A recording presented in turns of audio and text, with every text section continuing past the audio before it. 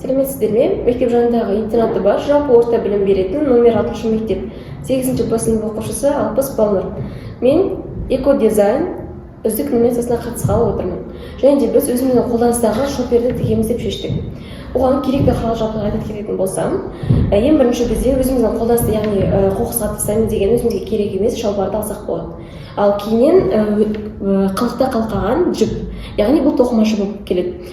Сонымен қатар біздің қаламымыз, яғни сызуға арналған, ине мен жібіміз тігуге арналған. Ал қайшымыз өзіміздің қолданыстағы қиюға, және сонымен қатар бізде тереушіміз, яғни орнынан жылжып кетпеу үшінге арналған болатын.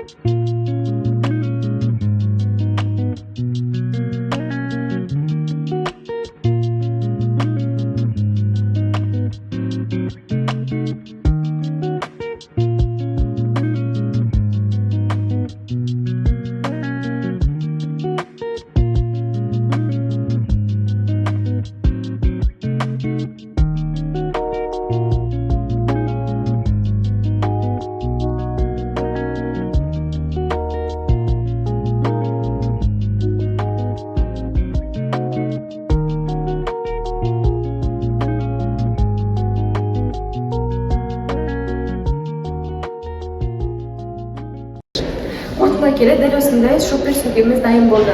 Бұның процесі өте оңай болды, себебі бізде дизайнның өзін біз кәдімгі тоқымадан жасап шығардық, яғни ол тоқыма қалыптары. Біз бұны қайда қолдансақ болады деген сізге сұрақ келетін шығар. Ол біріншіден біз бұны дүкенге ұстауымызға болады, яғни азық-түлік салатын. Не болмаса екінші аяқ киім салуға, столымызға да болады. Тыңдарыңызға рахмет.